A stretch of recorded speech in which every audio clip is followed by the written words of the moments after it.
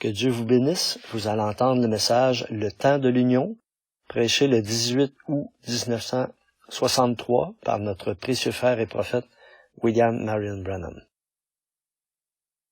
Bonsoir, c'est un privilège d'être ici ce soir et de me tenir à cet endroit. Ce matin, en venant sur la route, j'étais allé prier, m'attendre au Seigneur. Et en venant sur la route, j'ai mis la radio pour écouter un prédicateur radiophonique, Frère Smith, le frère de couleur. L'avez-vous écouté ce matin? Quelqu'un d'entre vous?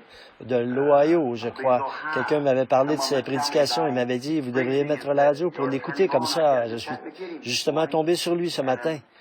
Et il disait clairement que le péché abonde dans le monde aujourd'hui et j'ai pris une autre station de radio un peu plus loin et là j'en ai entendu un autre. Quand je suis arrivé ici, j'étais presque sur le point je me suis demandé s'il ne serait pas trop tard pour venir à l'église ce matin quand je suis arrivé. Donc, c'est vraiment un grand privilège pour nous d'être ici ce soir et de servir au service du Seigneur. Et je parlais de Frère Neville et du message l'autre jour à cette petite dame, notre sœur qui vient de nous quitter. Nous savons tous qui c'était Sœur Weaver. Et je pensais à un homme ici qui va se faire baptiser ce soir. Je l'ai baptisée dans ce baptistère il a fallu l'amener jusqu'ici en fauteuil roulant. Elle se mourait du cancer et il ne lui restait que cette nuit-là à vivre. Les médecins l'avaient condamnée, elle allait mourir le lendemain matin. Je suis allé chez elle et j'ai essayé de lui parler de la guérison divine. Elle ne faisait que répéter, « Je ne suis pas digne que vous veniez sous mon toit. » Elle a dit, « Je ne suis pas digne qu'un ministre soit dans ma maison. » Elle a dit, « Je suis une pécheresse. » Mais elle a dit, « Monsieur, je ne veux pas mourir comme ça. » Et donc, c'est grâce Weber, pas loin d'ici, qui m'avait amené là-bas. Je venais d'arriver épuisé par les réunions. Et là, quand j'ai prié pour elle et que je lui ai lu l'Écriture, elle a été sauvée. Ensuite, elle avait de la peine à soulever la main, mais elle a voulu serrer la main à tout le monde. Quelque chose lui était arrivé. Et pendant qu'il se serrait la main, j'ai eu une vision où je l'ai vu se diriger vers un poulailler et en revenir. J'ai dit, bien, maintenant, tout ira bien. C'est arrivé il y a 18 ans. Et depuis, elle a toujours eu une longueur d'avance sur le cancer. Si elle est morte, elle n'est pas du tout morte du cancer. Elle a eu une crise cardiaque. C'est ce qui l'a emportée. On l'a mise sous oxygène. Elle est morte d'une crise cardiaque. Et alors, je réfléchissais à la toute fin pendant que les gens sortaient et qu'ils chantaient « Alors, Jésus vint ». C'est exactement ce qui est arrivé. Il est venu, il lui a prêté vie pendant ses 18 ans. Et je me suis dit, comme c'est approprié, cette femme n'était probablement pas consciente de ce qu'elle faisait là. Mais bon, peut-être que si. Et cependant, comme c'était approprié d'avoir cette partie-là, alors Jésus vint. Maintenant, c'est juste avant de commencer, j'espère ma grande série de réunions. Je deviens très nerveux. Ce matin, j'étais super tendu, alors je suis allé prier. Je suis ici à la maison, la famille, je les ai conduits en Arizona pour que les enfants puissent reprendre l'école. Et je suis ici juste pour me détendre un peu, aller à la chasse avec Frère Wood et un groupe de frères d'ici, aller à la chasse cette semaine. Nous allons dans le Kentucky. Et je suis arrivé précisément le jour où Madame Weaver est décédée. Et ça tombait bien que je sois ici pour pouvoir assister à Frère Neville lors de ses funérailles. Et j'essaie de ne pas trop en parler, vous savez, en présence de gens qui se plaignent. Parce que je pense que l'une des choses les plus horribles, c'est de voir un homme ou une femme qui se plaint constamment.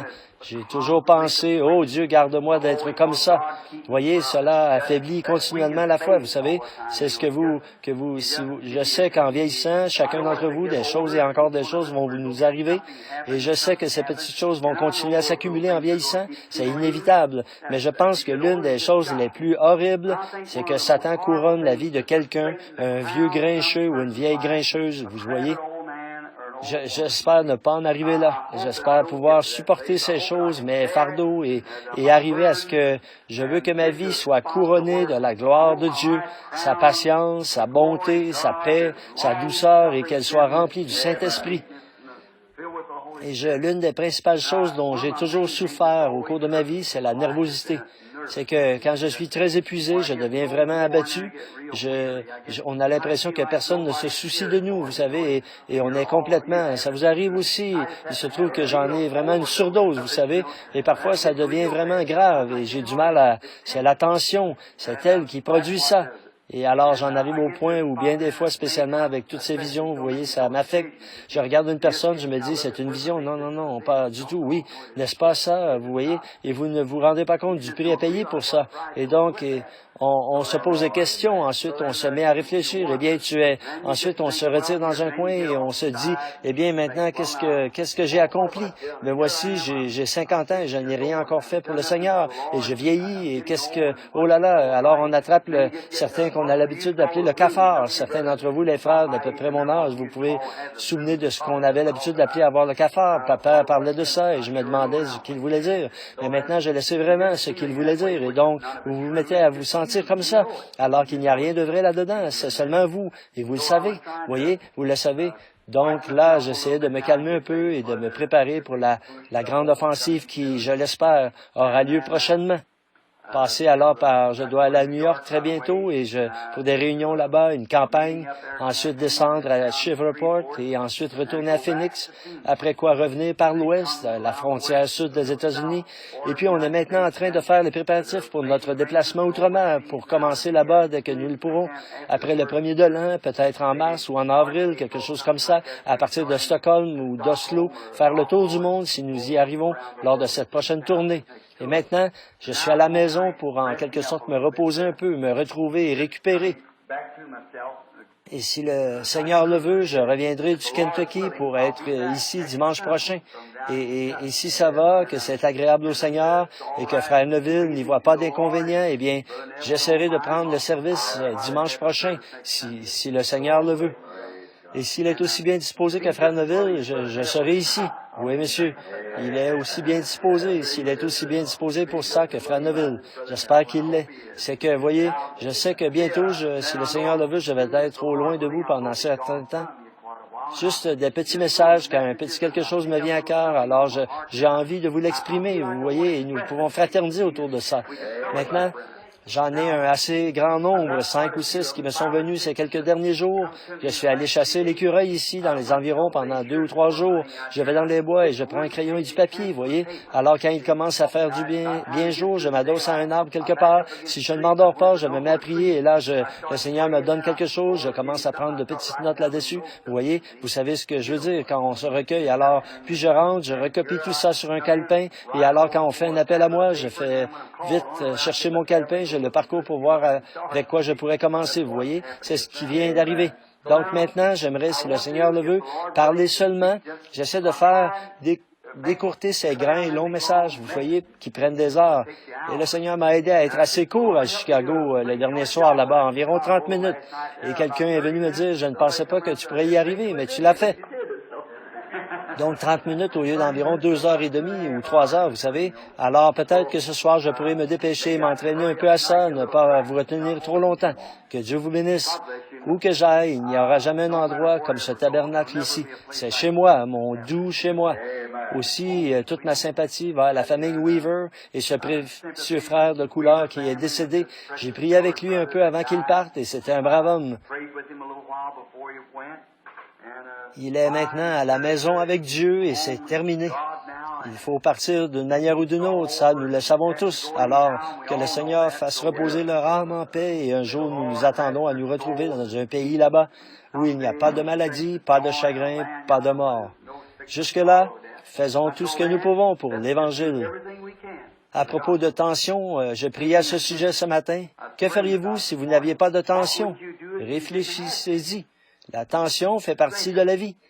Ça m'a un peu encouragé quand j'ai eu cette pensée. Si vous n'aviez pas de tension, vous seriez comme une poupée de chiffon. Vous n'auriez pas de sentiments, rien ne pourrait vous faire réagir. C'est comme un mari et sa femme. Peut-être si elle veut faire quelque chose et qu'ils essaient de travailler ensemble, spécialement des chrétiens, et que l'autre veut, et alors quand vous vous réunissez pour vous découvrir que ce qu'elle a fait, elle découvre, vous voyez, en fait, la tension vous rapproche l'un de l'autre. Quelqu'un vous dit que, eh bien, il dit, pense un peu à ta petite femme qui a supporté beaucoup de tension quand tu n'étais pas très gentil, ou à ton mari qui a supporté la tension quand tu n'étais pas très gentil.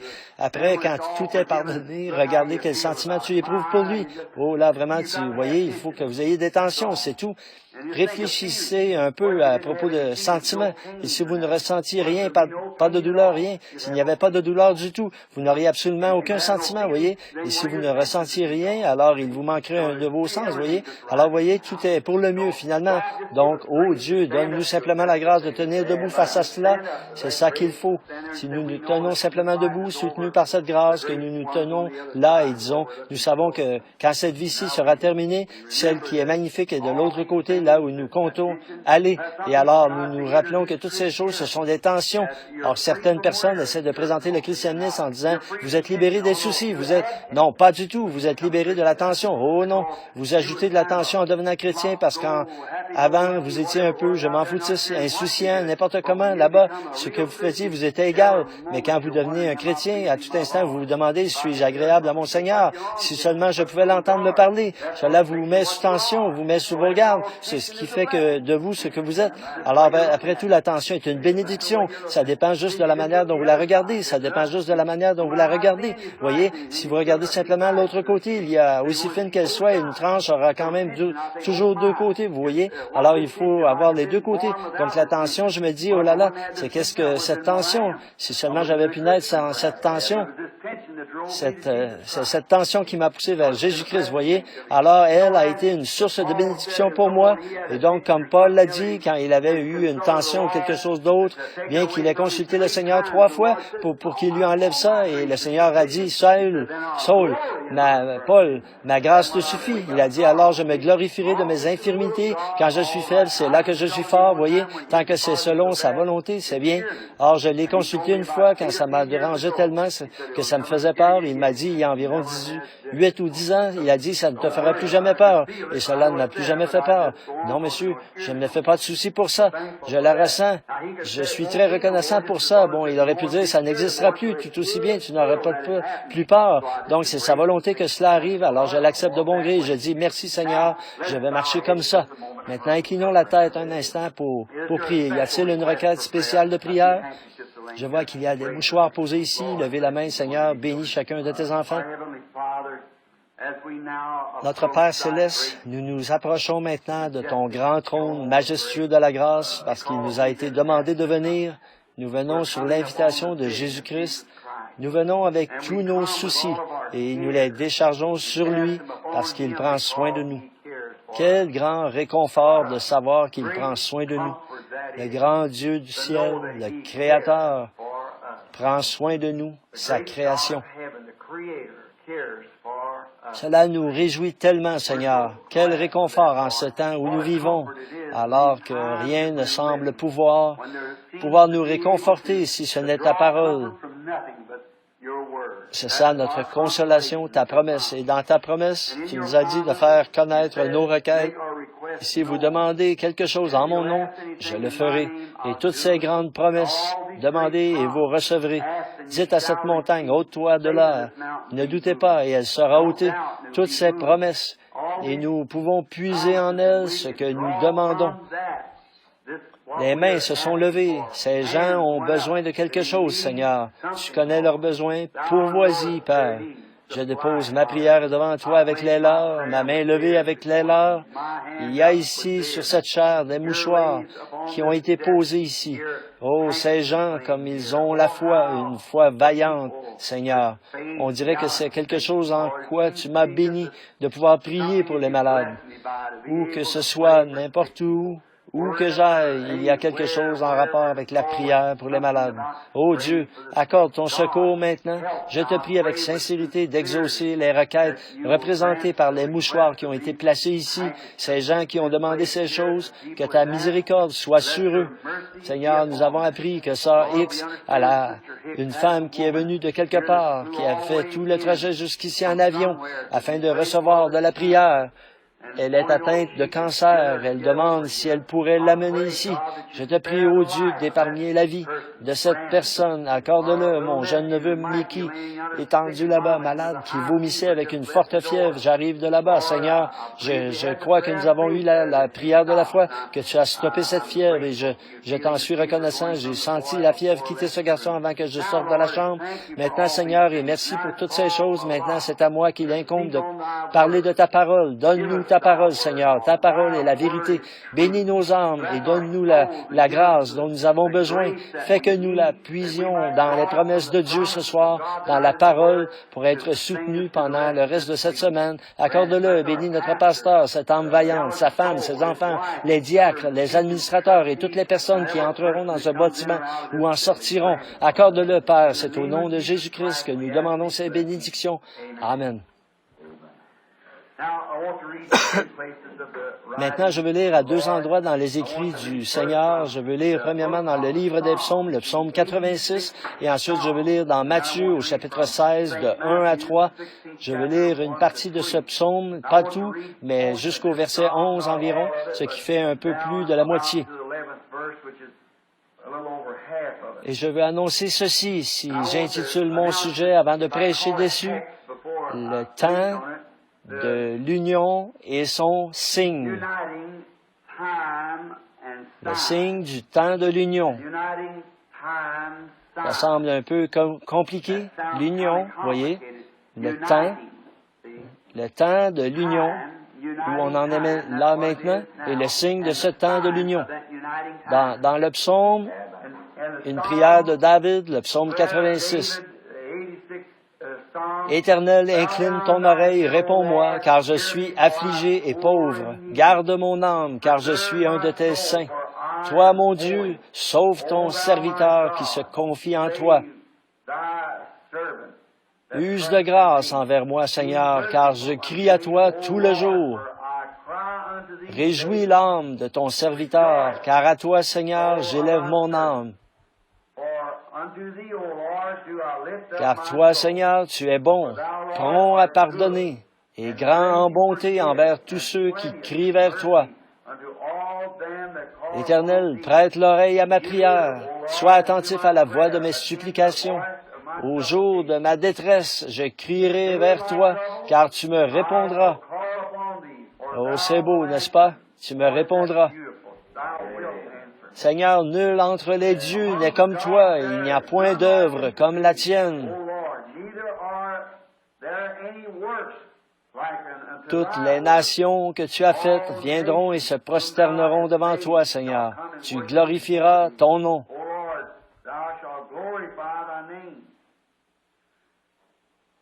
Car tu es grand et tu fais des choses merveilleuses. Tu es Dieu, toi seul. Écoutez maintenant. Éternel, enseigne-moi ton chemin. Je marcherai dans ta vérité. Unis mon cœur à la crainte de ton nom. L'unité, voyez? Unis mon cœur à la crainte de ton nom. Je parle maintenant d'union et du signe du temps. Maintenant, au chapitre 16 de Matthieu, les pharisiens et les sadducéens abordèrent Jésus pour l'éprouver, lui, demandant de leur faire voir un signe venant du ciel. Et Jésus leur répondit, « Le soir, vous dites, il fera beau, car le ciel est rouge. Et le matin, il fera sombre, de l'orage aujourd'hui, car le ciel est d'un rouge sombre. Hypocrite, vous savez discerner l'aspect du ciel et vous ne pouvez discerner les signes du temps. Que le Seigneur ajoute ses bienveillantes bénédictions à la lecture de cette parole. Maintenant, nous parlons de cette union, de ce temps de l'union, le signe du temps de l'union. Voyez, Jésus était ici, dans cette dernière lecture de l'Écriture. Il reprochait au clergé de n'avoir pas su discerner le temps ou le signe du temps.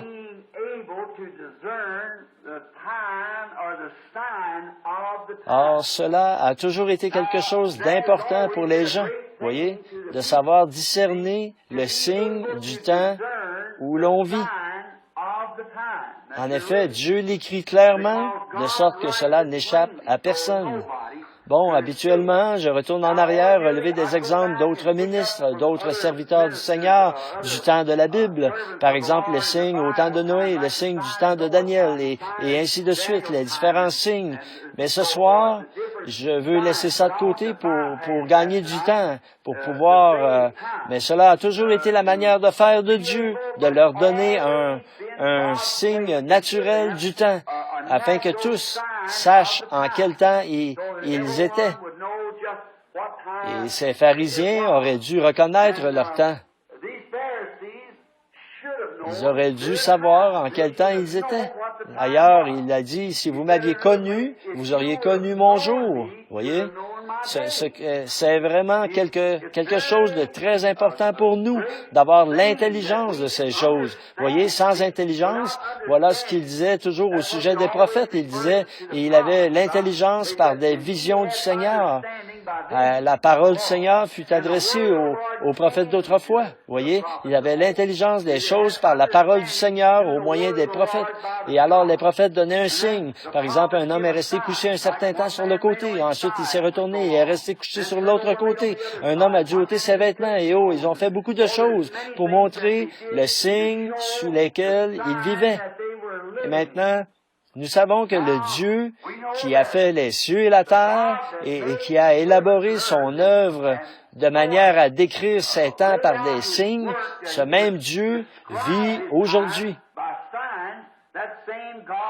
Donc, certainement que nous, que quelque chose, en voyant le temps dans lequel nous vivons, il doit certainement y avoir quelque chose qui échappe à quelqu'un quelque part.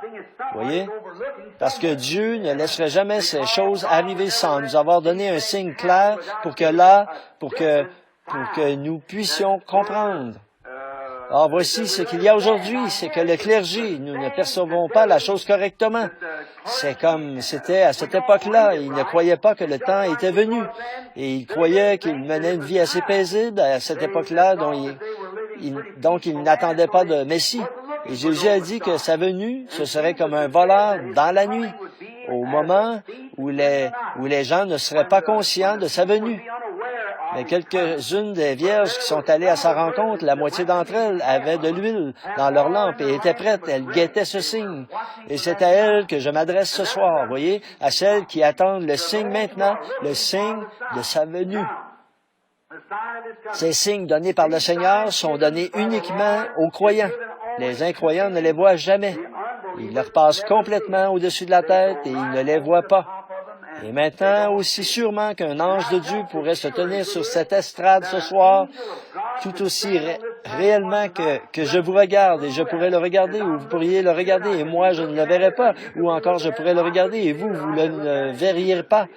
Ça, vous savez que c'est conforme à l'Écriture, c'est l'exacte vérité. Ils ont vu, vous savez que Paul est tombé par terre, mais aucun d'eux n'a vu cette lumière. Cette lumière était bien là quand Jean s'est tenu là devant les multitudes et qu'il y avait des milliers de personnes là-bas sur la rive des membres du clergé et des sages, de grands hommes. Et Jean lui-même a dit, il a rendu témoignage qu'il avait vu l'Esprit de Dieu descendre comme une colombe et venir sur lui et qu'une voix avait dit, « Celui-ci est mon Fils bien-aimé en qui je me plais à demeurer. » Et personne d'autre que Jean ne l'a vu. Vous voyez, c'était seulement pour lui. Avez-vous remarqué comme il était frappant, le signe pour les mages? Ils ont regardé, c'était des Hébreux.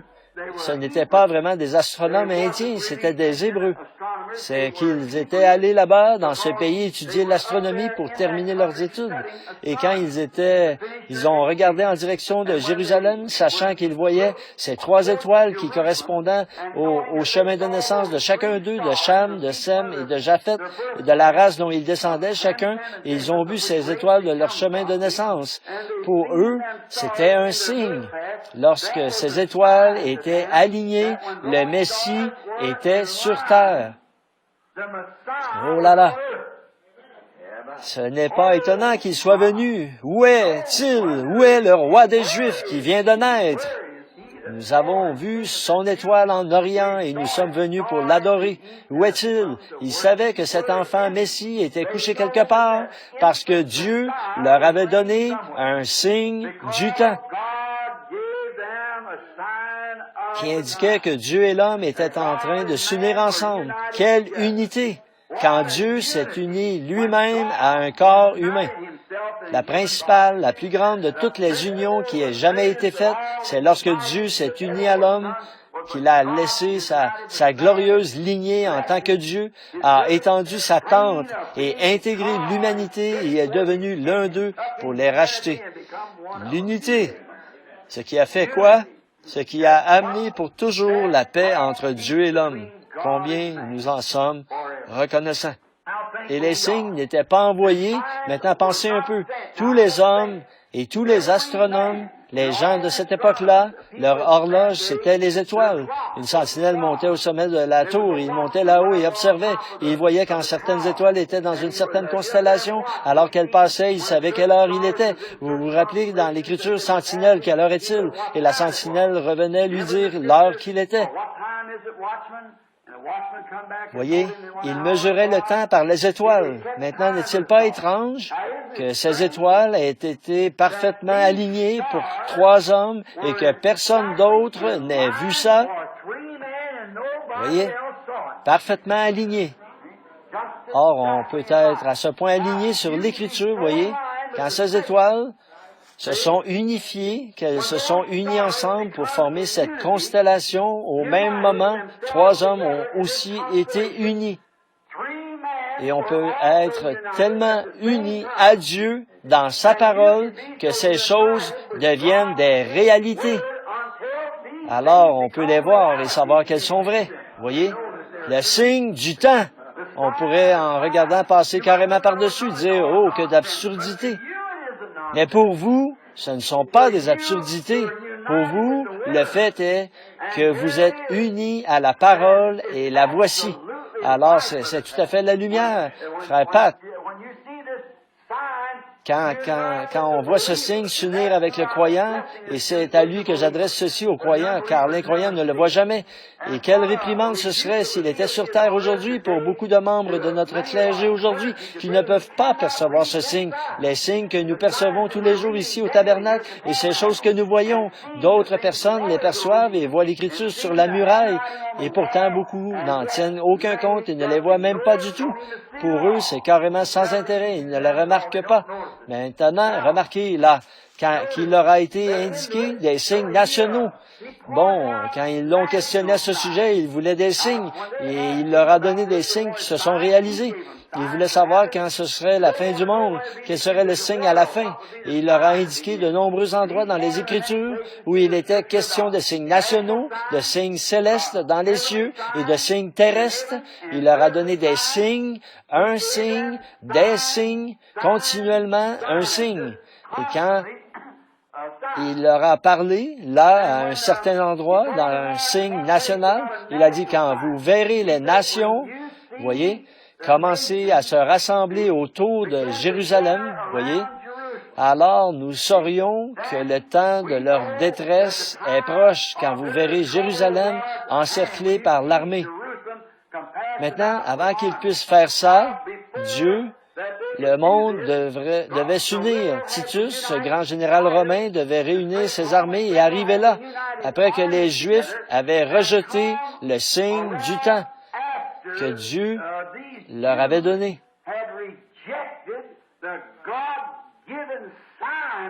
C'est à ce moment-là que Titus a réuni ses armées et est venu prendre la ville.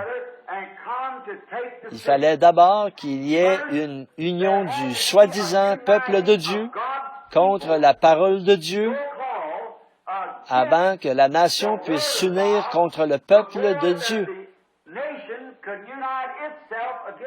Voyez, l'unité, l'union, s'unir ensemble. Je crois que nous vivons dans un grand temps d'union.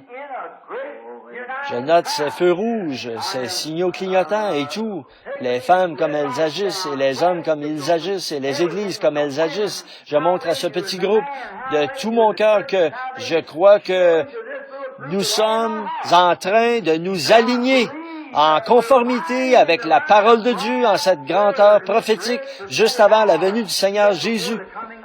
Nous nous unissons ensemble et nous nous préparons. Or, vous voyez, avant que Titus unisse les nations, réunisse ses armées, Israël, eux, ils se sont unis ensemble, ils se sont ralliés. Ils ont refusé de croire que Jésus était le Messie, ils l'ont rejeté. et l'ont chassé et l'ont crucifié. Et alors, quand ils ont rejeté le salut qui leur avait été envoyé, ils se sont unis ensemble pour le faire. Maintenant, retenez bien cela. Ils se sont unis ensemble pour rejeter le message de l'or. Il fallait qu'ils le fassent. Et après qu'ils l'ont fait, alors le signe national est arrivé. Les nations ont commencé à s'unir ensemble et Titus a amené cette grande armée de Romains et de Grecs. Il a encerclé les murs de Jérusalem. Il a enfermé ces gens à l'intérieur. Là, ils sont morts de faim. Ils ont mangé l'écorce des arbres. C'est ce que Joseph, le grand historien, nous raconte. Ils ont mangé l'herbe qu'il y avait par terre. Ils ont même fait bouillir les enfants les uns des autres et les ont mangés. Vous voyez, ces gens avaient perdu la raison. Et alors, quand finalement Titus, qui était installé sur les collines, là, autour de Jérusalem, et les gens qui étaient là-dedans, ils pensaient qu'ils faisaient la volonté de Dieu. Quand ils ont vu ces armées s'avancer vers eux, ils avaient refusé d'écouter ce grand maître, le Seigneur Jésus, leur parler de ces choses.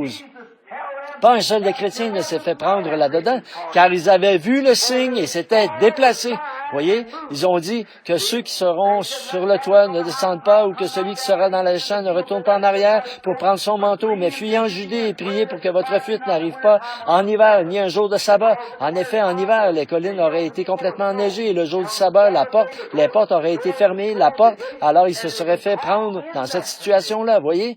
Nous voulons parler de ça bientôt, de la manière dont Dieu fait ces choses, si le Seigneur le veut.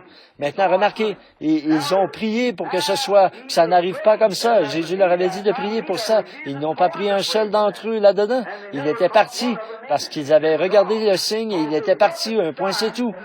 Oh, comme les églises, aujourd'hui, devraient voir le signe du temps où nous vivons. Fuyez à toute vitesse vers le calvaire pour avoir la vie. Pas vers une église, mais vers Jésus-Christ. Unissez-vous à lui, pas à une organisation ou à un credo d'église.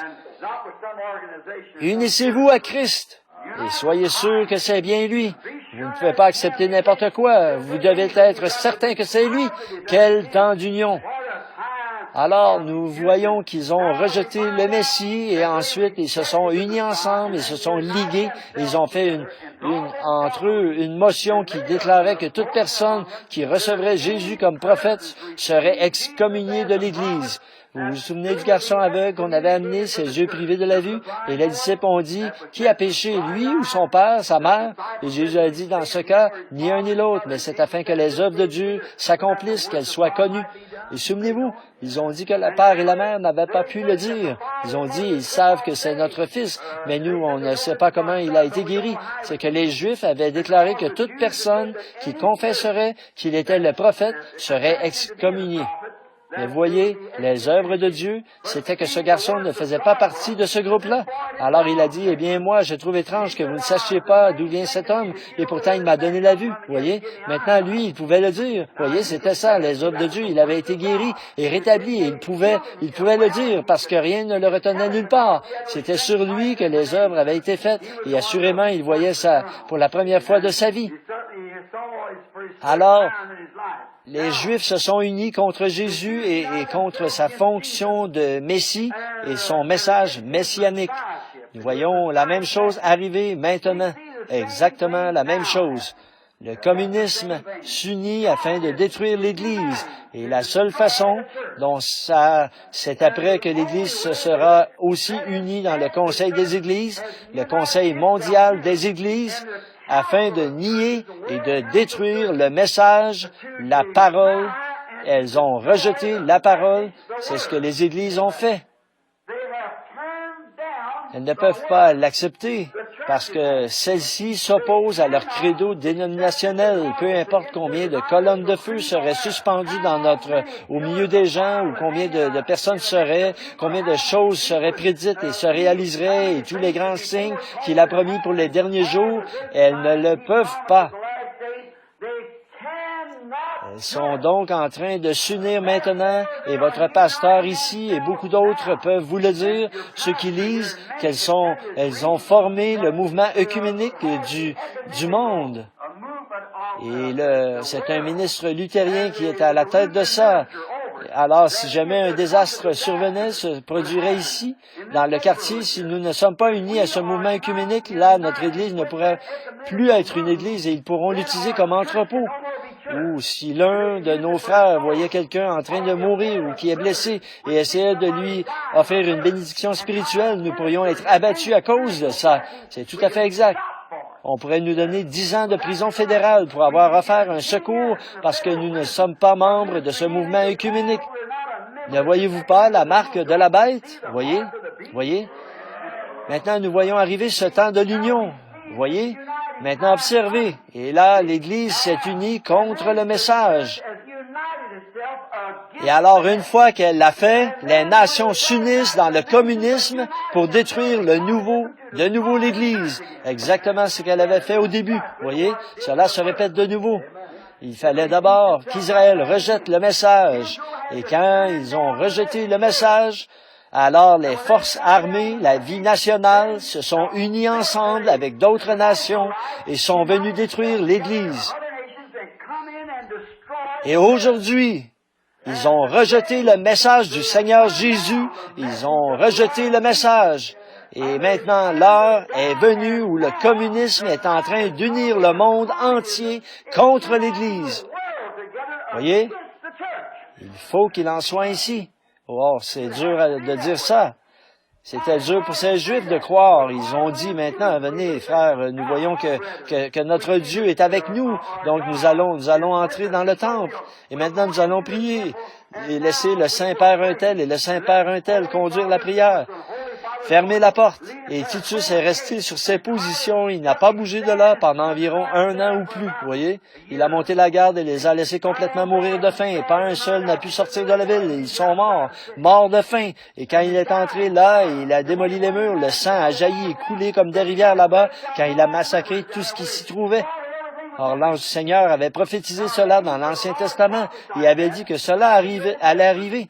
Et ces ministres qui faisaient partie du clergé, qui étaient censés être au courant et informer les gens à ce sujet, bien au contraire, quand Jésus s'est tenu au milieu d'eux, ils ne l'ont même pas reconnu. Ils ont essayé d'en faire une sorte de patte de lapin. Ouais, fais-nous un tour, voyons, comment on fait ça, montre-nous un signe. Voyez, il a dit, mais il a fait tant de choses et pourtant il ne pouvait pas voir ce qu'il en était, voyez. Et alors quand ils l'ont rejeté comme le message de ce jour-là, ils ont rejeté le message de ce jour-là, ils n'ont pas vu le signe de ce jour-là, et le signe de la prophétie biblique a été accompli devant eux, et ils ont dit, entrons maintenant. C'était des hommes saints, c'était des hommes dont la vie était irréprochable. Ils n'auraient pas pu être comme ça et ensuite être un sacrificateur. Un sacrificateur aurait été tué, on l'aurait lapidé à mort pour la moindre petite chose. Alors il devait mener une vie pure, sainte. Il n'aurait pas pu faire ça parce qu'on l'aurait lapidé pour à peu près n'importe quoi. Donc c'était de grands hommes et des hommes saints aux yeux des gens. Et pourtant ils sont entrés en disant, maintenant nous avons Dieu, le Dieu qui a été avec nous tout au long des âges. Nous allons entrer dans son saint temple. Là, ça, elle était le Saint-Temple de Dieu. Mais voyez, il avait été rejeté dans son Saint-Temple. Voyez, nous allons entrer dans la maison du Seigneur. Maintenant, vous, les Hébreux, vous savez tous que nous sommes la race élue. Nous, ici, c'est ce que nous sommes. Et Dieu est notre Dieu, le Dieu d'Abraham, d'Isaac et de Jacob. Il est avec nous. Il va nous délivrer de ces Philistins circoncis là-bas, comme on pourrait les appeler, ces Romains et ces Grecs. Il va nous en délivrer. Entrons dans la maison du Seigneur. Ça avait l'air d'être une bonne idée. Mais qu'est-ce qu'ils avaient fait? Le bâtisseur de la maison s'y était trouvé sous la forme d'un humble charpentier galiléen et il l'avait rejeté, alors que Dieu avait confirmé qu'il était son messager de l'heure, le germe. Et il l'avait rejeté. Alors toutes les prières, toute la sincérité, tout leur sacrifice ne voulait rien dire pour Dieu.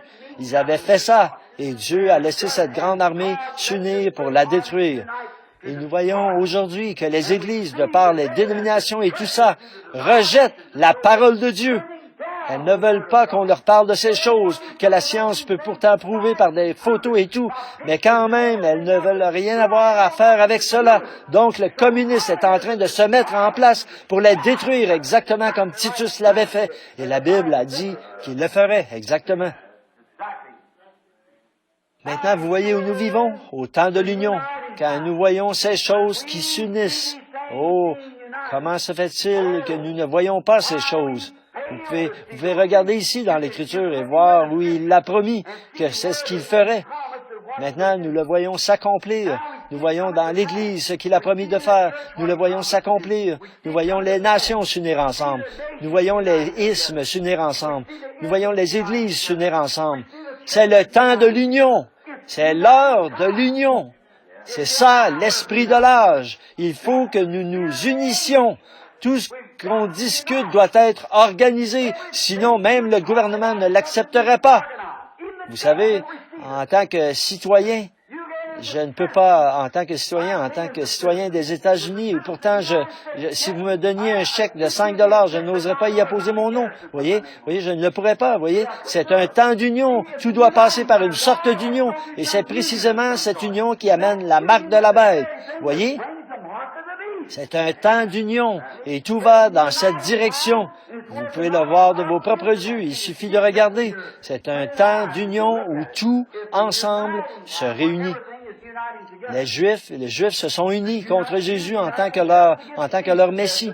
Et donc, nous voyons que ce qui est arrivé. Nous voyons la même chose maintenant. Le communisme s'unit pour détruire l'Église. Après que l'Église s'est unie dans le Conseil mondial des Églises et qu'elle essaie de détruire le message, la parole de Dieu, elle essaie de s'en débarrasser. La seule chose qu'elle peut faire, c'est former entre elles un conseil parce qu'elles sont séparées, un petit groupe ici, les méthodistes et les baptistes et les luthériens, les presbytériens, l'Église du Christ et ainsi de suite comme ça. Elles ne peuvent rien faire parce que celle-ci sera contre celle-ci sera contre l'autre. Leur doctrine diffère autant de l'Est que de l'Ouest. Vous voyez, elles ne peuvent pas faire. Mais une fois réunies sous un seul grand chef, elles ont ce qu'il faut. Là, elles ont ce qu'il faut. C'est ce qui fait que les catholiques sont dans une telle unité. Les catholiques romains, évidemment, eux, ils sont en unité, ils sont la majorité, ce sont les catholiques romains. Les Grecs et les autres catholiques ne sont pas aussi nombreux que les catholiques romains. Alors, ils s'unissent ensemble et c'est ce qui les rend solidaires. Peu importe ce qui arrive, c'est le pape qui est le chef de tout, vous voyez. Et peu importe ce que dit n'importe qui d'autre, il est infaillible. Il est vicaire de Dieu, c'est tout. Il est l'adjoint de Dieu. Il a la juridiction de l'enfer, du ciel et du purgatoire. Vous voyez? Alors, dans ce cas-là, on ne peut rien faire du tout. Tout ce qu'il dit fait loi. Maintenant, les protestants sont en train de se donner un chef, exactement comme ça. Même chose. Et la Bible ne dit-elle pas qu'une image a été faite à la bête? Qu'est-ce qu'une image? C'est quelque chose qui est semblable, qui a été fait semblable. Voilà, c'est ça, la même chose. Qu'est-ce que c'est? Du fait qu'ils s'unissent ensemble, et c'est ça l'esprit de l'âge. C'est de s'unir ensemble, donc pour essayer de détruire le message. Comment le détruisent-ils? Comment pourraient-ils détruire la parole de Dieu? Ils peuvent la rendre inopérante, inefficace, en adoptant des traditions, comme ils l'avaient fait là-bas au commencement, annulant ainsi l'effet de la parole de Dieu. Vous voyez, ils disent, oh, ça c'est, en fait, au fond, on voit cette petite femme incrédule là qui cherche à... Son nom m'échappe en ce moment, si je peux citer son nom, je cherche à en retenir tellement. Je pensais à cette... Miss Nation, l'autre jour, je souhaiterais qu'on ait une autre femme que celle-là qui prenne position. C'est elle qui est allée dans les bars et a jeté dehors le whisky et a arraché les affiches et tout ça. Pourquoi est-ce qu'une femme ne prend pas position comme ça aujourd'hui, ne va pas arracher quelques-unes de ces photos de femmes nues, de sa propre race et de ce genre de choses? De celle-là, on n'en a plus. Bon, mais cette femme, une incrédule qui dit que la Bible, il est anticonstitutionnel de la lire dans les écoles publiques et ce genre de choses. Maintenant, ce qu'ils font aussi, l'avez-vous remarqué? Ils essaient de dire maintenant que, et des gens qui étudient beaucoup l'Écriture l'ont dit, qu'une grande partie de la prophétie, de ce qui a été prophétisé dans la Bible, était absolument faux et ne s'est jamais accompli. Vous en avez entendu parler et vous l'avez lu. Ils essaient de dire toutes sortes de choses. Vous voyez, ils essaient de détruire l'effet de cette parole. S'ils peuvent seulement la détruire et y substituer un credo ou quelque chose qui est de l'homme, qui semble à leurs yeux meilleur que la parole, alors ils la détruisent par leur tradition. Et c'est par ce moyen qu'ils essaient de détruire la parole de Dieu par une politique dénominationnelle. Maintenant, chaque Église a sa propre politique. L'Église du Christ a la sienne, l'Église chrétienne a la sienne, et les baptistes, les méthodistes, les presbytériens, ils ont tous leurs différentes politiques. Maintenant, ils s'en écartent parce qu'ils sont séparés. Vous voyez, la chose n'aurait pas pu se faire avant. C'est maintenant qu'ils doivent le faire. Vous voyez, c'est le temps de l'union. Et maintenant, ils rassemblent tout ça, ils mettent tout ça en commun et on voit avec quoi ils se retrouvent. Oh, c'est comme faire cuire une miche de pain faite de viande de cheval et d'ordures sorties de la poubelle, plus tout ce qu'ils ont mis avec, en faire des boulettes et ajouter ça, des pommes de terre pourries et d'autres choses et de voir avec quoi on se retrouve.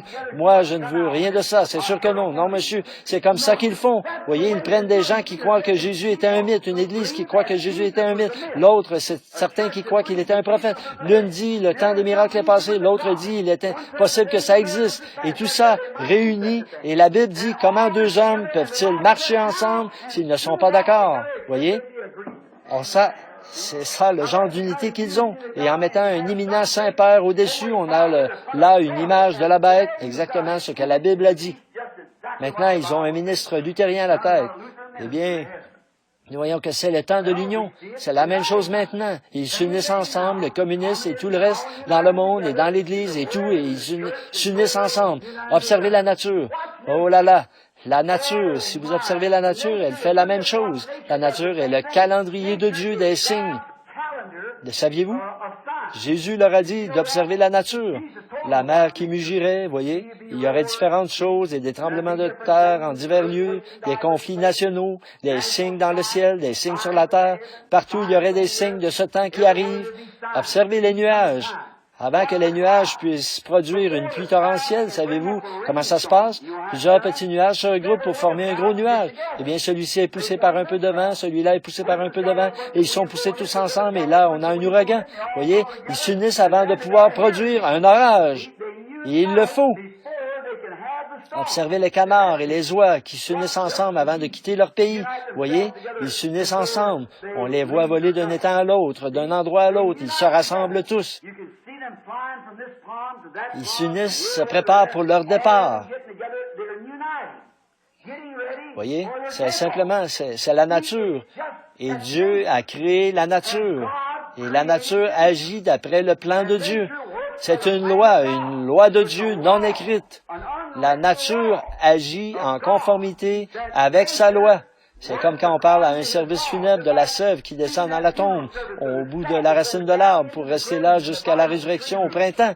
C'est une loi de Dieu. Il n'y a pas d'intelligence qui puisse faire descendre cette sève-là. On ne pourrait pas la drainer, on ne pourrait pas l'extraire. Il n'y a pas de meilleure façon de faire que celle de Dieu. C'est Dieu qui a le moyen parfait. Alors quand les feuilles tombent, alors il envoie la sève en bas dans la tombe et la cache. Comme Job l'a dit, cache-moi dans la tombe jusqu'à ce que ta colère soit passée. Vous voyez, elle descend là parce que c'est une loi de la nature.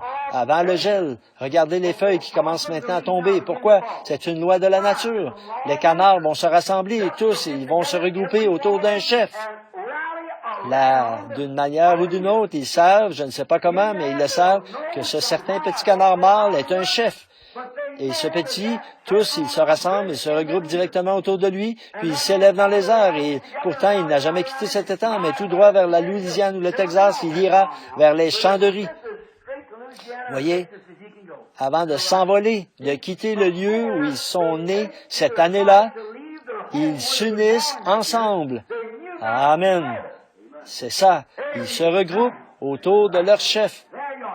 Le problème chez l'homme, c'est qu'il ne reconnaît pas son chef. Oui, monsieur, ils vont se regrouper autour d'une dénomination, ils vont se regrouper autour d'un évêque ou d'un homme, mais ils ne veulent pas se regrouper autour du chef, le Saint-Esprit, dans la parole. Voyez, ils disent, eh bien, j'ai peur de devenir un peu fanatique, j'ai peur de devenir partir du mauvais pied. Oh, c'est ça. Qu'arriverait-il si le petit canard disait, je n'aime vraiment pas sa manière de soigner son plumage, je ne crois pas que je vais le suivre. Vous mourrez de froid, vous serez coincé là-bas si vous ne partez pas avec le vol au moment du départ. Ils s'unissent ensemble, et c'est ce que fait la nature. Les oies s'unissent ensemble, se regroupent autour de leur chef. Elles font la même chose. Avez-vous déjà remarqué les abeilles quand elles s'essaiment? Les abeilles s'unissent ensemble avant d'essaimer, se rassemblent autour de leur reine. C'est vrai. Et là où elle va, elles y vont aussi, voilà. Oui. Que font-elles? Elles s'unissent avant l'essaimage. C'est exact. toute la nature. Les poissons s'unissent ensemble avant la migration du printemps. Là-bas, dans l'océan, on peut les trouver, ces gros qu'on appelle des bossus, les saumons. Quand ils viennent là, avant cette migration, on les voit par dizaines de milliers là-bas dans la mer, qui s'amènent tout autour, dans l'eau salée, alors qu'on fait, ce sont des poissons d'eau douce, et les voici qui remontent directement dans cette eau douce. Ils remontent pour la saison du frais. Ils remontent là-bas et frais environ tous les 4 ans, et ils meurent dès qu'ils ont frayé. Et ils savent qu'ils vont là-bas pour mourir. Il n'y a aucun moyen de les arrêter. Ils sautent les échelles à poissons et tout le reste pendant leur remontée là-bas, sachant qu'ils vont à leur mort. Mais c'est la loi de la nature qui les pousse. Ils savent qu'ils remontent là-bas pour frayer dans la fosse. Et ils meurent. Et les petits arrivent. Et là, quelque chose les unit ensemble. Les voilà qui partent vers l'océan. C'est une union. C'est une loi. On ne peut pas faire mieux que la loi de Dieu. Les nations se disloquent, car nous voyons que c'est le temps maintenant où elles sont censées le faire. Nous sommes dans un processus de troubles nationaux. Nous voyons que les nations rompent leurs relations. Année après année, nous voyons telle nation s'enfoncer dans le communisme, telle autre s'enfoncer dans le communisme, et ici même dans notre propre nation, c'est ravagé par le communisme, et il va prendre le contrôle. Voyez, il le fera. Il n'y a pas moyen de l'arrêter. Pourquoi? Pour la même raison qu'on n'aurait pas pu arrêter Titus. Les gens ont rejeté Dieu et sa parole. Oui, monsieur. Alors, ils vont le faire et nous voyons que le processus est enclenché. D'habitude, j'en ai pour 2 ou 3 heures. Juste ici, j'ai déjà mis environ 30 minutes, vous voyez. Mais pour arriver à donner tout ça, je me dépêche vraiment. Étudiez ces choses quand vous serez rentrés. Remarquez, ils sont en train de s'unir maintenant même. Vous dites, Frère Branham, mais c'est bien vrai, ils s'avancent vers le combat d'Armageddon. C'est exactement ce qu'ils vont faire, vous voyez. Et c'est dans ce but-là qu'ils s'unissent en ce moment. C'est pour ça que nous avons l'ONU et toutes ces choses que nous avons. Le monde occidental s'unit contre le monde oriental, le communisme et tout le reste, tous, ils s'unissent ensemble, les églises s'unissent ensemble, tout semble s'unir.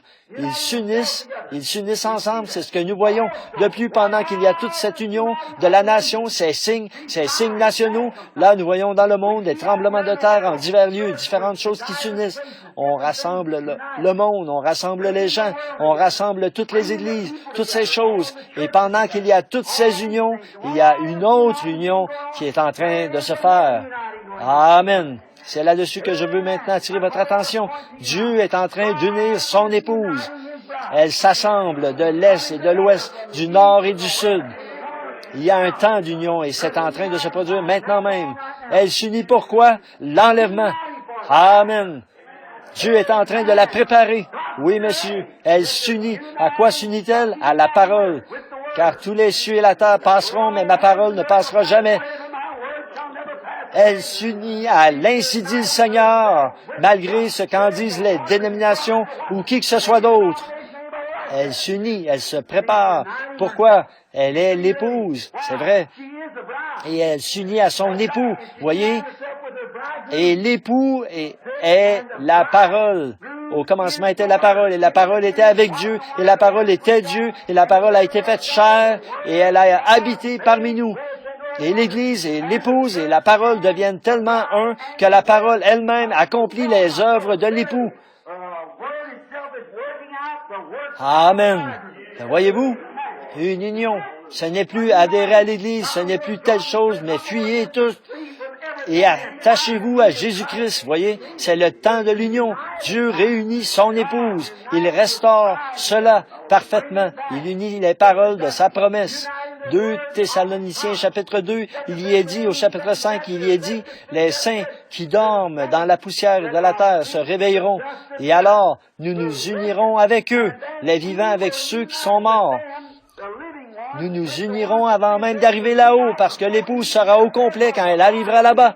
Ceux qui sont vivants, ils sont en train de s'unir à la parole, et ceux qui sont partis l'ont déjà fait, et tout cela s'assemble pour former une grande union, l'union qui se fait avant de monter là-haut. Amen. Le communisme doit gagner du terrain, ces autres choses doivent gagner du terrain, et l'Église doit s'unir là-bas. quand c'est et les nations là-bas pour former le Conseil mondial des Églises, et l'épouse doit s'unir sous la parole de Dieu. Pour accomplir cela, Dieu a envoyé le signe céleste et ces choses qui sont les preuves pour l'Église comme il l'a fait pour la nation. Amen. Dieu, le temps de l'union. Oui, monsieur. Oh là là. Alors, souvenez-vous, maintenant, il y a une union de la parole qui s'unit de nouveau, une restauration de la foi qui a été transmise aux saints une fois pour toutes, une restauration, ce qui ne pouvait pas se faire qu'en ce jour-ci. Le seul temps où cela pouvait se faire, c'est maintenant. On ne s'y était jamais attaqué nulle part. Elle s'était lancée dans des folies dénominationnelles. Mais maintenant, pas question d'adhérer à une folie dénominationnelle, parce que c'est le temps de l'union d'hommes et de femmes de toute race, toute couleur, tout credo. Tout est assujetti à Christ par le baptême du Saint-Esprit et le retour à la parole. Le temps de l'union pour l'Église. Oh là là!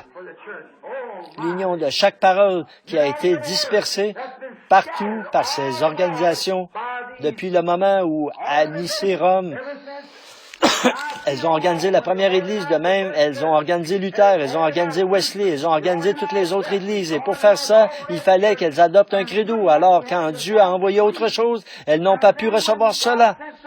C'est pourquoi ce n'était pas possible avant maintenant. Dieu a promis que dans les derniers jours, la foi des pères serait rétablie et redonnée à l'épouse de nouveau, qu'il en serait ainsi, et ça ne pouvait se faire en aucun autre temps qu'en ce temps-ci. Regardez quel signe est venu du ciel, une colonne de feu suspendue parmi nous, et avec les signes et les prodiges du Seigneur Jésus-Christ. Quand il nous parle, ça ne manque jamais, ça arrive de façon parfaite chaque fois. Amen.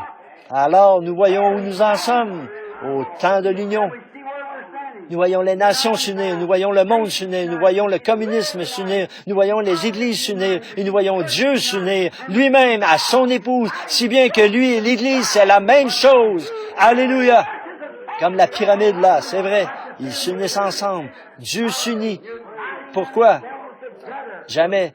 Depuis le premier âge de l'Église, la colonne de feu n'avait été parmi les gens. Jamais depuis le premier âge de l'Église, ils n'avaient vu les choses que nous voyons aujourd'hui. Et ceci n'a été rendu possible que lorsque Dieu a envoyé les 7 sceaux et nous a donné un signe par cela, il a envoyé du ciel 7 anges et il est venu pour restaurer cette parole qui avait été dispersée par cette dénomination et pour relier tout cela de nouveau à la parole de Dieu, pour faire descendre son Saint-Esprit. Jésus a dit, si vous demeurez en moi et que ma parole demeure en vous, alors demandez ce que vous voudrez, cela vous sera accordé. Il unit de nouveau l'épouse à la parole qui est Dieu. L'Église et la parole, pas l'Église et le credo, l'Église et la parole. L'épouse et la parole unis ensemble. Oh là là! Rétablir quoi? La foi des premiers pères pentecôtistes, voyez, qui avait été dispersée par le groupe de Luther, pas par Luther lui-même, pas par Luther, pas par Wesley, pas par ses grands fondateurs, mais après leur départ, une église est apparue. Alors, ce qu'ils ont fait, ils ont fait une organisation, ils ont accepté des credos et tout, et ils sont partis comme ça. Et regardez-les aujourd'hui, maintenant, ils sont entrés dans ce Conseil mondial des églises. Bon, vous voyez, mais dans les derniers jours, vous voyez, nous voyons des choses arriver maintenant qui n'étaient jamais arrivées auparavant. Vous voyez, c'est le signe de Dieu. Et toutes ces unions sous le signe du temps.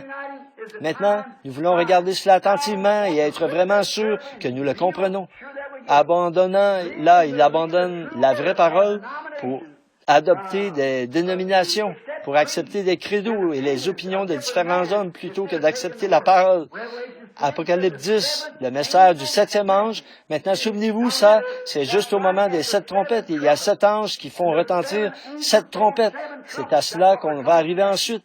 Mais souvenez-vous, là, très spécifiquement, il est dit de l'ange, non pas la trompette du 7e ange, mais le message du 7e ange. Voyez, pas l'ange de la trompette, mais l'ange du message. Voyez, l'ange a seulement sonné de la trompette. Ce 7e ange, l'ange de la trompette. Mais ici, il est dit, au jour du message du 7e ange, voyez, quand son message est fini. Voyez ça, c'est le message de l'âge de l'Église. C'est en ce temps-là qu'il le message, pas la trompette, et le mystère de Dieu qui est écrit dans la parole s'accomplirait. Maintenant, regardez dans quel jour nous vivons.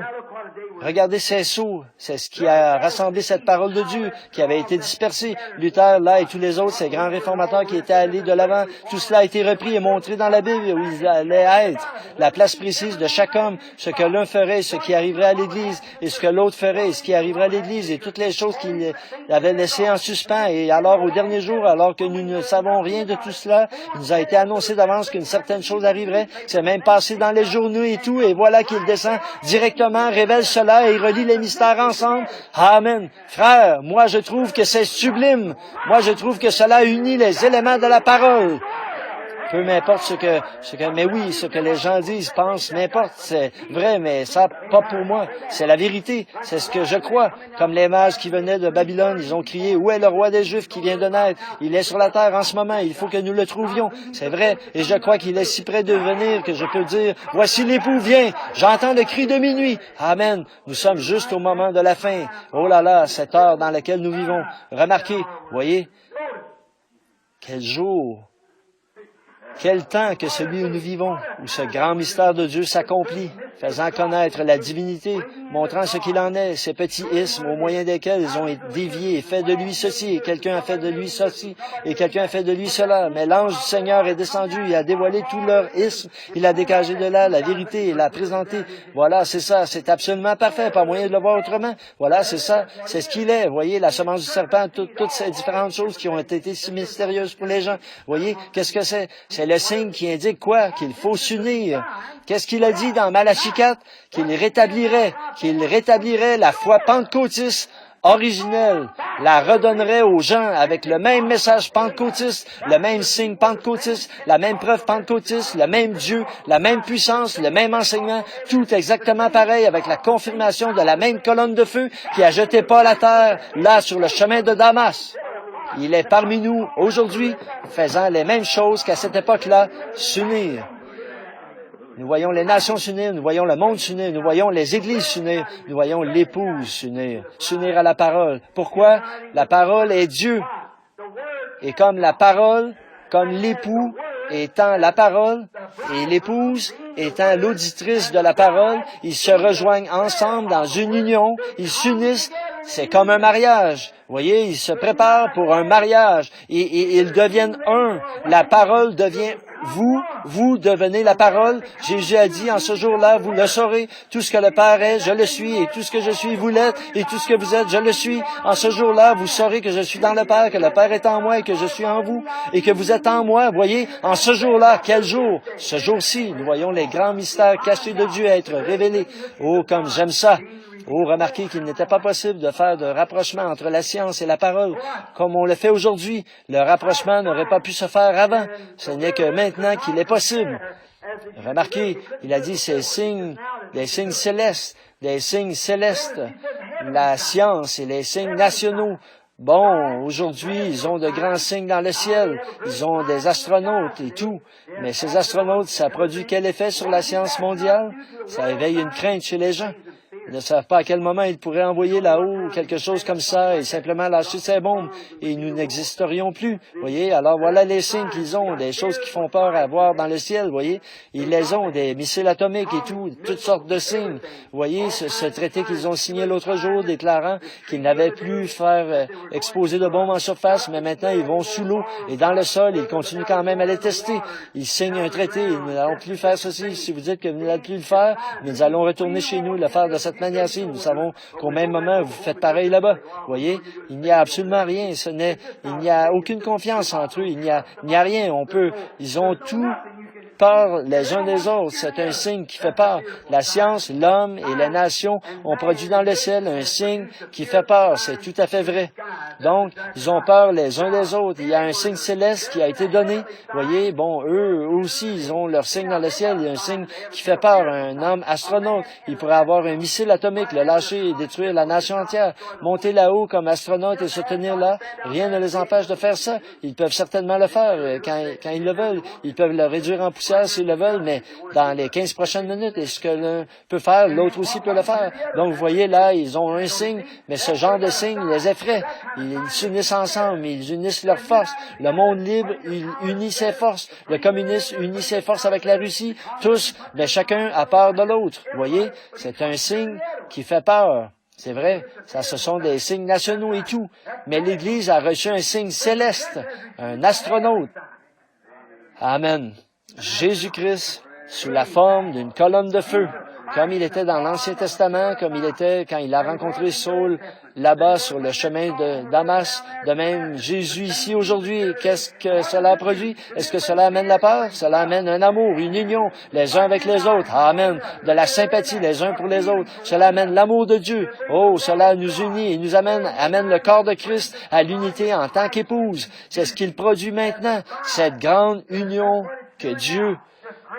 Eux, ils s'unissent, un groupe ici pour combattre l'autre, un groupe par ici pour combattre l'autre, et l'Église est là, entre les deux. Regardez bien ce qui va arriver, elle va s'unir avec eux. C'est tout à fait vrai, mais bon, nous voyons que cela amène de la peur et de l'agitation. Mais l'Église, l'épouse, est unie par un seul Dieu, sous un seul esprit, l'Esprit de Dieu, dans une sainte union de Dieu, afin d'être une sainte épouse pour Dieu. C'est vrai, tous ensemble, l'union du corps. Le corps attend comme une épouse, puisqu'elle est l'épouse, puisque nous disons être l'épouse. Pour ce temps de l'union de l'épouse, l'Église s'unit si étroitement. Cela devrait créer entre nous tellement d'amour au point qu'il nous soit difficile d'être éloignés les uns des autres. C'est vrai, en effet, on n'a pas besoin de supplier les gens de prier, on n'a pas besoin de les supplier d'adorer Dieu, on n'a pas besoin de les supplier de faire ce qui est bien. Ils sont tellement amoureux de lui que rien d'autre ne compte.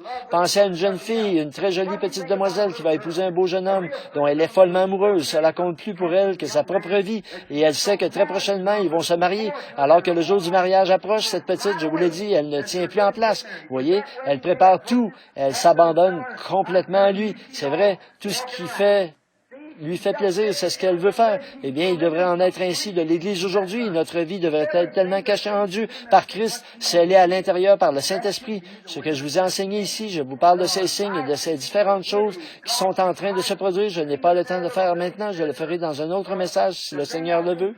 Mais il y a encore une petite chose qui manque dans l'Église. Ça, nous voulons y venir et je suis sur le point de le faire maintenant. Maintenant, nous voulons y venir. Vous devez le faire. Si vous ne le faites pas, vous devez le faire. Un point, c'est tout. En effet, regardez, le temps de l'union est proche.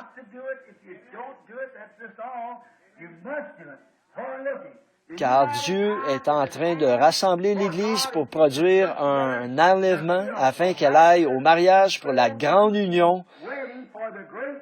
Quand Dieu et l'homme s'uniront pour l'éternité. Quand des créatures du temps s'uniront avec ce qui est éternel. Cela s'est fait une fois sous la forme du Fils de l'homme sur la terre, et lui, il lui a fallu donner sa vie afin d'amener une puissance d'unir d'autres hommes par cette même puissance pour produire l'épouse de Jésus-Christ. Et maintenant, l'Église est en train de s'unir au corps de Christ. Elle s'est libérée, dégagée de chaque petite chaîne. Elle se prépare, elle se rassemble. Il y a une union entre eux. Oh, de l'amour, de la joie, et le Saint-Esprit agit parmi eux. Oh là là, quel temps! Comme nous voyons les canards se préparer, nous voyons les oies se préparer, nous voyons l'abeille se préparer, nous voyons les nuages se préparer pour la pluie, nous voyons tout s'unissent ensemble pour leur grande offensive. Nous voyons la Ligue des Nations, la nation réunie qui s'unissent dans le communisme. Ici, dans le monde occidental, nous voyons qu'elles s'unissent, nous voyons l'Église, elles s'unissent ensemble, toutes les autres. Alors, c'est absolument impossible, en aucun autre temps, il n'aurait pu en être ainsi. Il n'aurait pas pu en être ici il y a 20 ans. Il n'aurait pas pu en être ainsi. Il n'aurait pas pu en être ainsi il y a 10 ans. Il faut que ce soit maintenant même. Vous voyez, parce que ces ismes et tout n'en étaient pas encore venus là. Maintenant, réveillez-vous, secouez-vous au plus vite et regardez ici où nous en sommes. Où en sommes-nous? Comme ces nuages, nous sommes bien alignés sur sa parole et la lumière du Seigneur brille sur notre sentier. Gloire à Dieu dans les lieux très hauts. Gloire à Dieu qui nous a donné Jésus-Christ, lui qui nous aimons et qui nous a amenés à ce point. Et comme nous sommes son peuple, racheté au prix de son sang. Oh là là! Quand arrive le temps de l'union, nous regardons comme nous nous unissons les uns avec les autres par les liens de son esprit. Est-ce possible que ce soit son esprit? Bien sûr que c'est son esprit. Pourquoi cela? C'est sa parole et c'est là l'esprit de la parole. Et quand cet esprit de la promesse vient sur vous et qu'il confirme et démontre ce qu'il est ici même, est-ce le même esprit? C'est celui qui était avec Moïse dans le désert. C'est celui qui était sur Jésus-Christ. C'est lui qui a rencontré Saul quand il était en route vers Damas. Il est le même hier, aujourd'hui et éternellement. Il fait la même chose. Et nous voyons les nations réunies. Nous voyons les chefs des églises réunis. Nous voyons le communisme réuni. Nous voyons les ismes s'unir. Nous voyons toutes ces choses. Et maintenant, nous voyons l'épouse s'unir à la parole. Oh là là, le moment est venu où les saints vont ressusciter pour s'unir avec ceux qui sont vivants afin d'aller s'unir à Jésus-Christ pour l'éternité. Que Dieu nous aide, chacun de nous, à nous unir à Christ ce soir, que nous abandonnions tout ce que nous sommes, tout ce que nous avons, toute notre âme, tout notre corps et toute notre pensée à Jésus-Christ et que nous attendions le moment de cette union. Quand la trompette de Dieu retentira, qu'il n'y aura plus de temps et que poindra le matin éternel, resplendissant de beauté, quand les morts en Christ ressusciteront et se rassembleront là-bas sur l'autre rive avec l'épouse qui est vivante pour être enlevés ensemble. Regardez l'union, Dieu qui unit l'Église avec sa parole et la parole avec l'Église, les deux devenant une seule et même chose. Dis ceci et cela arrivera, fais ceci et cela arrivera. C'est ça, c'est moi devant toi, c'est moi qui le prouve, c'est moi qui est avec toi. Très bien. Nous voyons que maintenant le moment arrive où la trompette retentit et ces saints endormis là-bas, ils ne peuvent pas parvenir sans nous à la perfection. Ils comptent sur nous. Hébreux 11. Et quand ils s'assemblent et ils s'unissent avec les vivants, l'Église s'unit avec la parole, alors l'Église et la parole qui s'unissent ensemble deviennent un. Les saints morts et les saints vivants s'unissent ensemble pour être un. Et tout ensemble, ils vont s'unir à Christ là-bas pour le souper des noces de l'agneau. C'est le temps de l'union et les signes fusent de toutes parts. Les signes sont présents dans les nations. Les signes sont présents dans le communisme, les signes sont présents dans le monde occidental, les signes sont présents dans le Conseil des Églises, et le signe est ici ce soir présent dans la fonction du Saint-Esprit, et la parole de Dieu le confirme et en établit la vérité. Amen. Le temps de l'union, le signe du temps de l'union. Inclinons la tête. Seigneur Jésus, mon pauvre cœur bondit de joie en voyant la possibilité pour moi, un homme d'âge mûr, mais pourtant la possibilité que je vois, ta venue dans cette génération, que je sois vivant et que je me tienne ici et que je vois le moment où cette trompette retentira. Que celui qui est souillé se souille encore, que le juste pratique encore la justice, que celui qui est saint se sanctifie encore. Ô Seigneur Dieu, et de penser que nous nous tiendrons là en un instant, en un clin d'œil, quand le monde ne saura pas ce qui se passe, mais tout à coup vous verrez apparaître devant vous vos bien-aimés qui sont décédés, qui reviennent s'unir avec vous, et nous serons changés en un instant, en un clin d'œil, et là nous serons tous ensemble enlevés à la rencontre de notre Seigneur dans les airs. Alors nous nous unirons à lui, et nous serons là pour toujours. Plus jamais nous n'aurons à être privés de sa présence. Comme c'est glorieux aujourd'hui, Seigneur, de savoir que nous sommes maintenant unis en étant un seul esprit, le Saint-Esprit qui a le contrôle absolu de la parole vient en nous.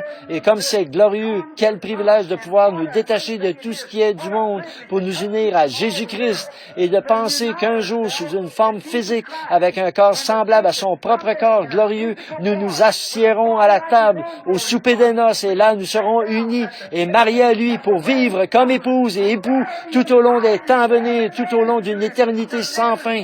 Seigneur Dieu, que ceci ne soit pas qu'une pensée mythique pour les gens, mais que cela devienne une réalité au point qu'une faim et une soif intense s'installeront dans les gens qui, en lisant leurs journaux, en regardant, en écoutant la radio et les nouvelles et en voyant que c'est le temps de l'union, les signes clignotent. Seigneur Dieu, nous avons parlé entre autres des femmes, de ce qu'elles feraient dans les derniers jours, de ce que l'Église ferait dans les derniers jours, de ce que les âges de l'Église seraient et de ce que les sceaux seraient et de toutes ces autres choses. Et nous voyons ce qui est arrivé du temps de Noé, nous voyons ce qui est arrivé du temps de Sodome et de Lot, quand l'ange de Dieu s'est fait connaître dans une chair humaine qui a mangé la chair d'une vache et bu le lait de la vache et mangé du pain. Il s'est tenu là et a pu dire ce qui se passait derrière lui. Et Jésus a dit que la même chose se produirait à l'avènement du Fils de l'homme.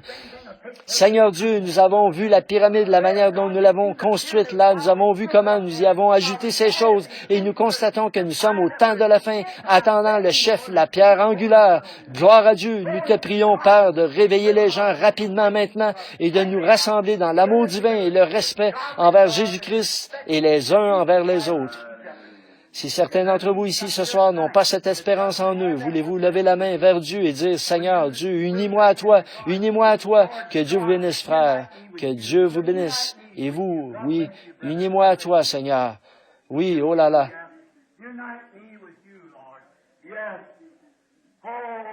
Les nations se disloquent. Israël se réveille. Regardez Israël là-bas, ils sont réunis. Israël, ils sont venus du monde entier pour s'unir. Et maintenant, ils sont une nation. Ils sont une nation unie. Ils ont leur propre drapeau, leur propre monnaie, leurs propres armées. Tout, s'ils l'ont jamais été, c'est maintenant. Israël est uni, Rome est uni, l'Église est unie et l'épouse est en train de s'unir. Amen. La venue de cette grande union.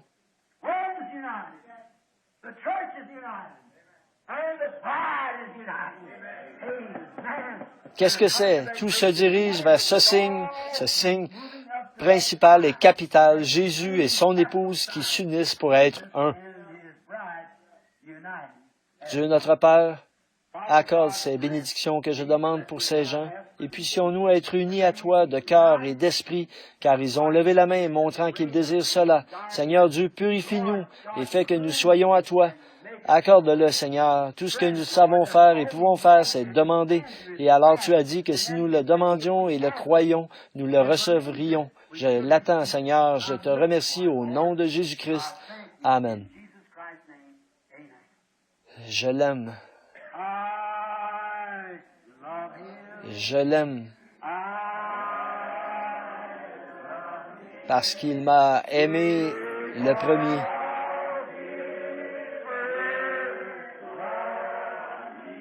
Et a acquis mon salut sur le bois du Calvaire.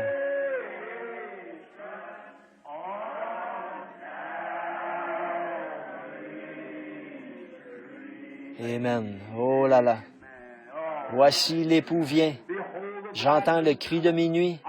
Nous monterons avec un cri de joie si tous nous tenons bon et le rencontreront dans le ciel. Veille et prie, mon frère, de peur que quelqu'un ne prenne ta couronne, car le ciel et le rétrograde ne porteront pas la robe de mariage. C'est vrai, préparons-nous pour ce cri de minuit. Il viendra à l'heure où vous n'y penserez pas. Il y aura un cri au milieu du monde des incrédules. Ce sera un secret. Mais les croyants qui attendent ceci, voyez les étoiles qui s'alignent? Voyez? Qu'est-ce que cela produit? Exactement la même chose que la première fois. Voyez? Nous en sommes là. Les signes arrivent. Nous voyons apparaître les signes de sa venue bénie. Voici les feuilles du figuier maintenant verdissent. L'évangile du royaume est allé vers chaque nation et nous sommes proches, on peut voir la fin. Alors avec joie, nous partons proclamer le message de son apparition bénie. Pas vrai? Oh, proclamer le message de son apparition bénie. C'est ce que nous devons faire. Dire à tout le monde, tenez-vous prêts, préparez-vous à rencontrer Dieu. Amen. Amen, je l'aime, oh comme je l'aime. Maintenant, levons-nous là, alors que nous le saluons. Tournez-vous pour serrer la main à quelqu'un et dites jusqu'à ce que... Serrez-vous la main. Nous nous revoyons réunis aux pieds de Jésus.